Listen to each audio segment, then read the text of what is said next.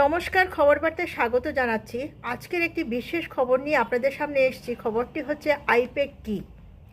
I-PAC হচ্ছে একটি political consultancy firm, যে ফার্মটি সময়ে সময়ে বিভিন্ন রাজনৈতিক দলের হয়ে ভোটের প্রচার এবং ভোটের কার্যক্রম কিভাবে এগোবে এবং কিভাবে এগোলে ভোট যুদ্ধে জয়ী হওয়া যাবে সে বিষয়ে কাজ করেছে।